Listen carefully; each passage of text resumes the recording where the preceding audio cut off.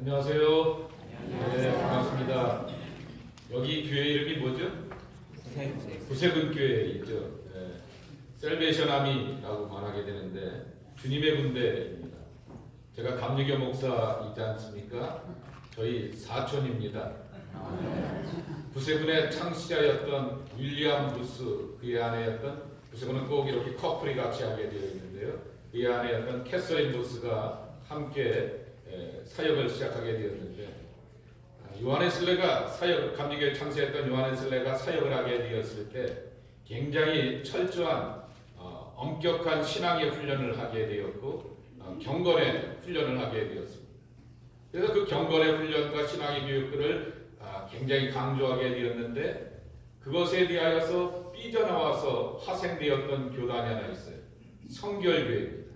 그러니까 성결교회도 감리교의 사촌이고요. 그리고 요한웨슬레가 자기 친구들하고 함께 모였을 때 열심히 경건의 훈련을 하게 되고 꼭 예배 때마다 헌금을 거둬요. 신학생들이, 돈도 별로 없는 신학생들이 헌금을 꼭 거둬요.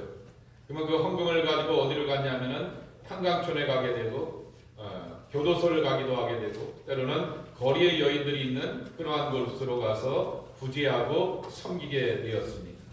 그래서 섬기는 것에 대해서 굉장히 강조를 많이 하게 됩니다.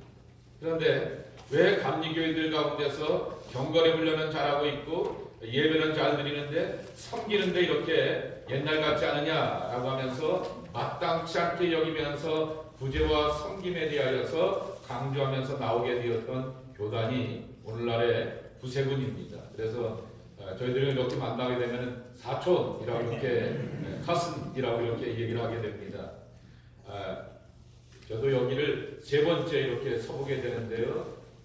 말씀은 처음 전해봐요. 다른 순서는 한 두 번 맡아서 해보게 되었지만은 말씀은 처음 전해보게 되지만은 예배당도 좋고 아까 잠깐 이렇게 둘러보게 되니까 시선도 좋고 주차장도 넓고요. 그래서 스트릿 파킹 안 해도 되고 이렇게 계단, 경사로 계단도 있고 엘리베이터도 있고 그러셔서 여러분 오시기에 참 좋고, 로케이션도 좋지 않습니까? 연길선상이 있기 때문에 여기서 두고두고 오래 계십시오.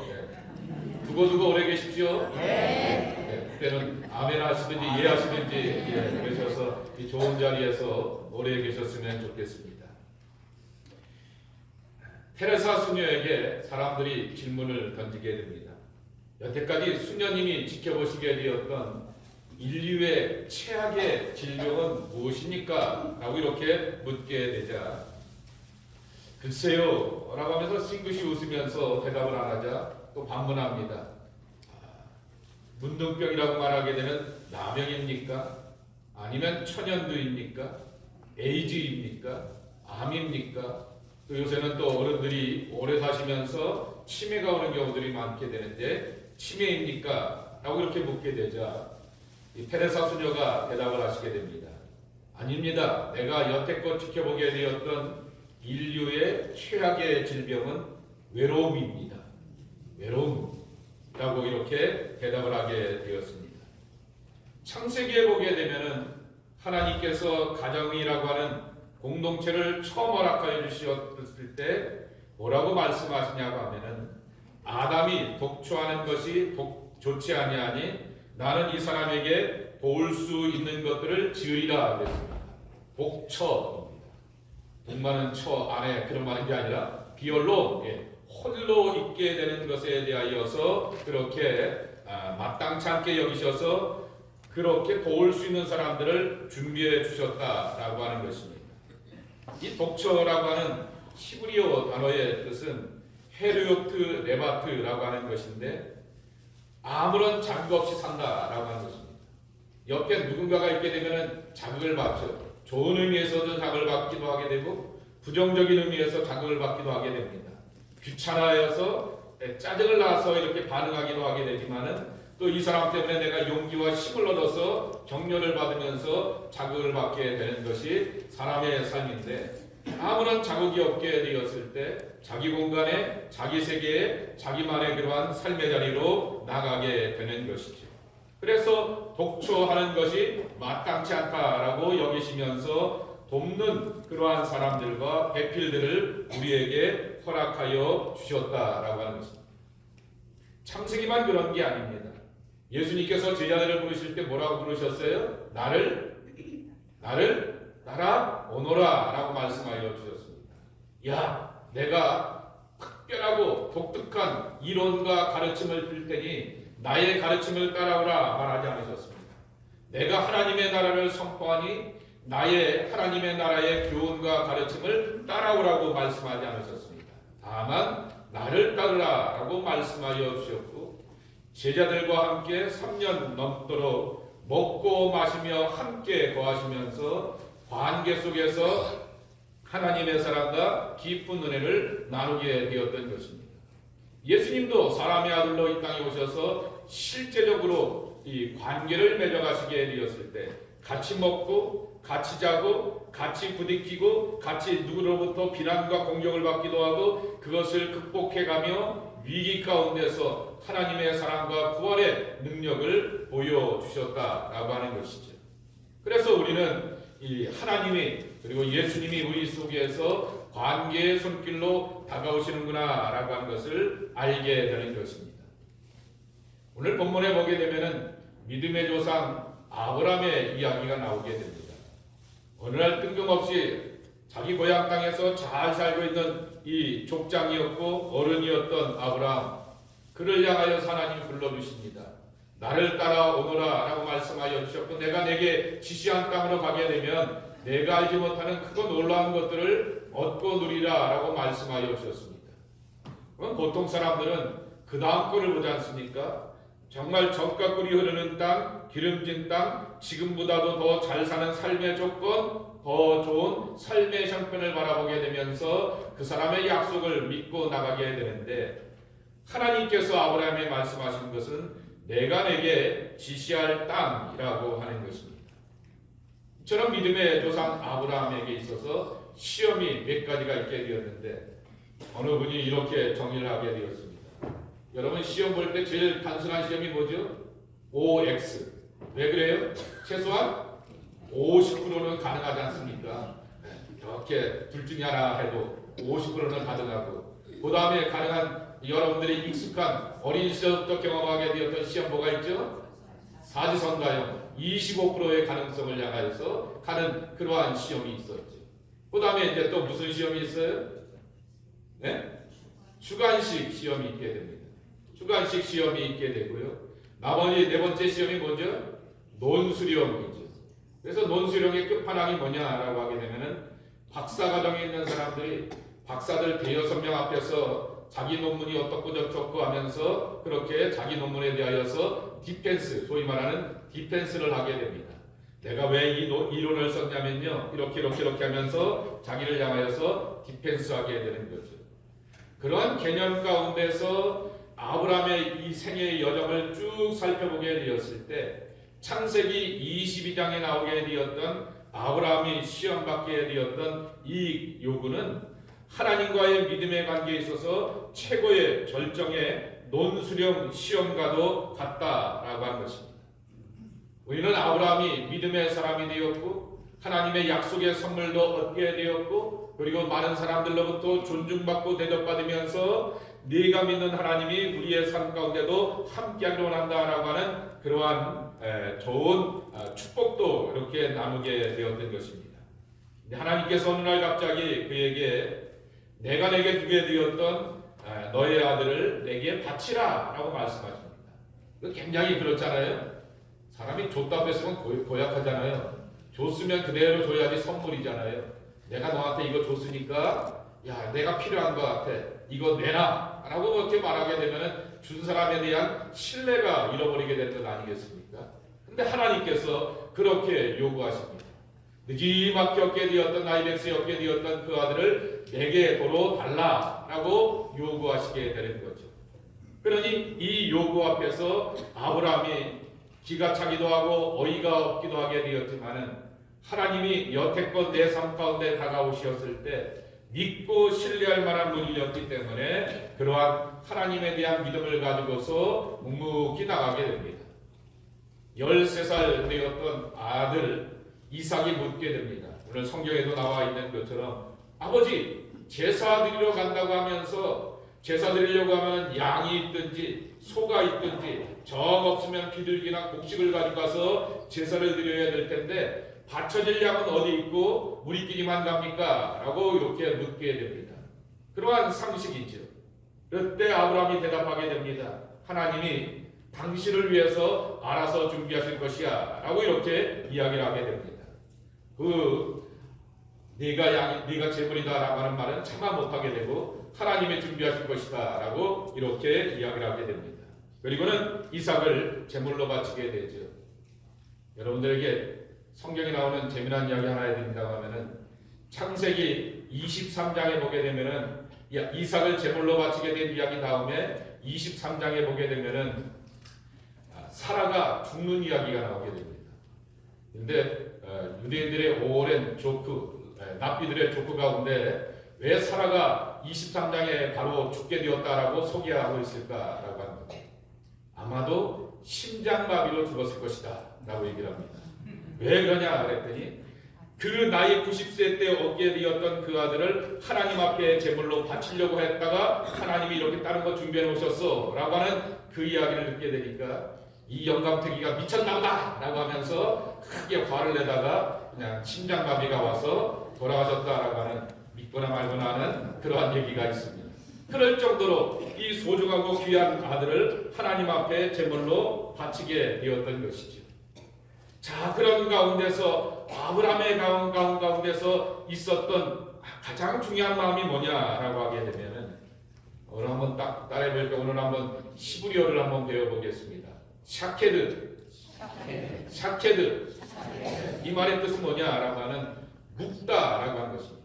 아브라함이 자기 아들 이삭을 꽁꽁 그의 몸으로 묶고 갖고는 그렇게 제물로 바친 것이 그렇게만 제물로 바친 것이 아니라 아들만 줄로 묶은 것이 아니라 아니 하나님 줬다 뺏는 게 어딨어 라고 하는 그러한 자기의 나름대로의 판단이 있을 것이고요. 이 소중한 아들 내가 차라리 이 늙은 내가 죽는 게 낫지 어찌 팔팔한 아이를 하나님 제물로 바쳐 라고 하는 나 나름대로의 경험과 판단과 생각과 모든 감정이 있었을 것인데 그것을 다 묶었다라고 하는 것이죠. 이삭만 묶은 것이 아니라 자기의 생각과 감정과 마음까지도 묶었다. 그것을 그래서 샤케드라고 이렇게 말하게 되는 것입니다. 많은 성서학자들이 말하기를 창세기 22장에 나오는 말씀은 신약의 갈보리 사건과도 같다라고 하는 것이죠. 네가 하나님의 아들이냐? 그러면 그 십자가에서 내려와 라고 하면서 로마의 군인들과 유대의 종교 지도자들이 비난하고 조롱함에도 불구하고 예수님은 마치 아브라함이 자기의 생각과 뜻과 감정을 다 묵듯이 하나님의 뜻만을 구하게 되면서 온전히 그들을 용서하는 기도를 드리게 되며 그렇게 자기 자신을 하나님 앞에 드리며 부활의 생명을 우리 가운데 허락해 주셨다라고 하는 것입니다. 묶는 거죠. 그런데 이 묶는 것에 대해서는 어떤 마음이 있어야 되냐라고 하게 되면은 나를 이렇게 이러한 것으로 이끌어 주시고 인도해 주시게 되었던 상대방에 대한 신뢰와 순종이 바탕이 되어야 한다라고 하는 것입니다. 순종이 바탕이 되게 되었을 때 들을 만하게 되는 것이고 순종이 바탕이 되었을 때 배울 만한 것이 되는 것이고 순종이 바탕이 되게 되었을 때 따를 만한 것이 되는 것이죠. 아브라함이 하나님 앞에서 그러한 마음으로 나오게 되면서 그러한 깊은 관계로 들어가게 되었다라고 하는 것입니다. 자, 여러분에게 성경 실력이 얼마나 있는지 한번 여쭤보겠습니다. 믿음은 뭐에서부터 나온다고요? 네? 들음에서부터 나온다 그랬어요. 그래서 신명기 6장의 말씀에 보게 되면은 이스라엘 사람들이 늘 강조하게 되었던 들으라 이스라엘아 라고 말씀하게 되었습니다. Listen carefully 이렇게 말합니다. 영어 시험만 볼 때만 이렇게 잘 들은 것이 아닙니다. 하나님의 말씀에 대해서 잘 들어보라 라고 말씀하게 되는 거죠. 강단에 딱 서게 되면요 오늘 이렇게 예배 드리는 분들이 어떤 분들인지 라고 하는 것이 판단이 됩니다. 옛날에 어른들 목사님들이 뭐라고 그랬냐면 저보다 한 30, 40년 선배들이 그러면은 하나님께서 귓구멍을 두 개를 주셨는데 귓구멍으로 듣지 않고 귓등으로 듣는다 이렇게 얘기를 하시는 분들이 계세요. 그러면은 아무리 뭘 준비를 잘하고 뭘 해놔도 귓구멍으로 들어가서 입으로 이쪽으로 가슴으로 위로 소화가 되어야 되는데 귓등으로 듣게 되면은 그냥 이렇게 흘려버리게 되는 것이죠. 그런데 아브라함은 하나님의 이 엄청난 요구 앞에서 정말 귀로 듣게 되었고 가슴으로 듣게 되었고 손과 발로 행하게 되면서 자기 아들을 하나님 앞에서 제물로 바치게 되었을 때 내가 진정으로 내 마음을 알았다. 너와 나와의 관계가 깊은 관계인 것을 내가 알았으니 내가 너를 위하여서 따로 제물을 준비해 놓았다 라고 말씀하여 주시면서 양을 제물로 바칠 수 있게 하여 주셨다라고 하는 것입니다. 여러분, 우리가 성경을 언약의 책이라고 말하게 됩니다.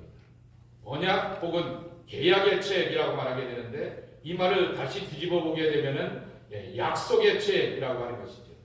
자, 언약은 혼자 계약서 쓰는 거죠?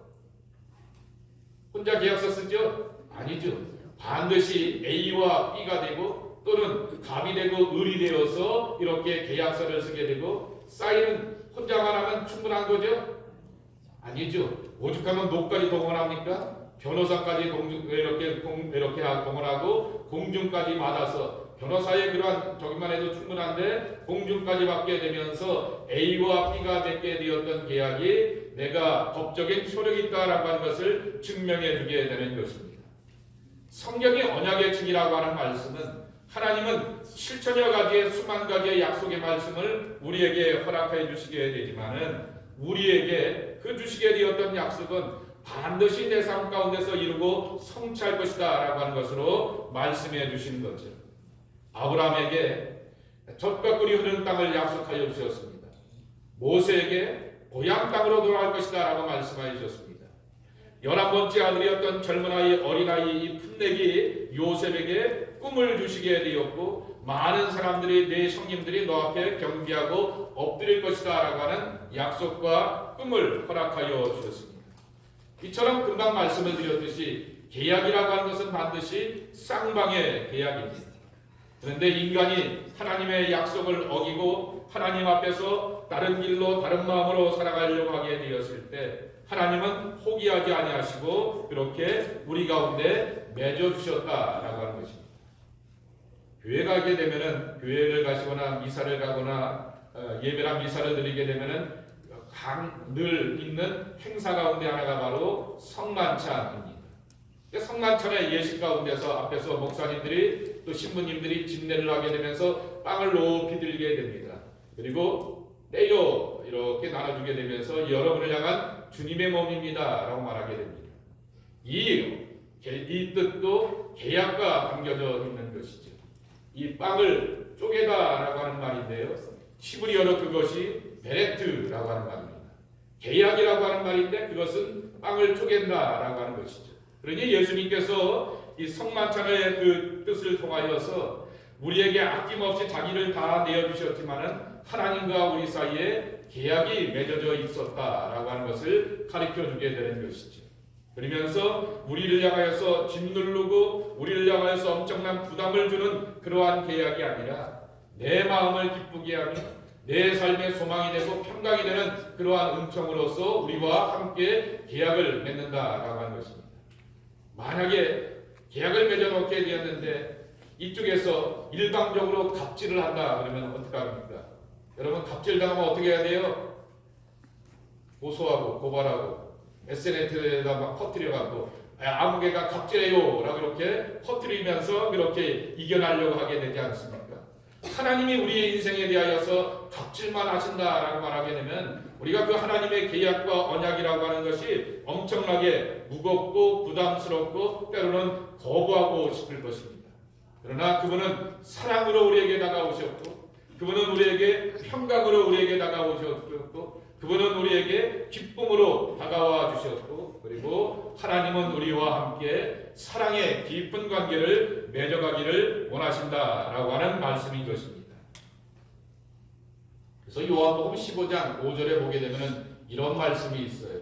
한번 좀 따라해 보실까요? 너희가 나를 떠나서는 아무것도 할 수 없다. 왜 하나님을 떠나서는, 예수님을 떠나서는 아무것도 할 수 없다라고 말씀하여 주셨을까? 모든 것을 가능하신 전능하신 하나님께서 사랑으로 우리와 함께하여 주셔서 우리 곁에 계시면서 우리와 함께 용기와 힘을 허락해 주시기 때문에 하나님의 깊은 관계 속에서 든든한 힘을 얻고 용기와 확신을 가지면서 세상을 살아갈 수가 있다라고 하는 것입니다. 나를 떠나서는 너희가 아무것도 할 수 없습니다 라고 말씀하셨던 이 말을 살짝 뒤집어 보게 되면, 나와 함께한다라고 하면 무엇이든지 가능하다라고 하는 그러한 고백으로 우리가 믿고 선포할 수 있을 것입니다.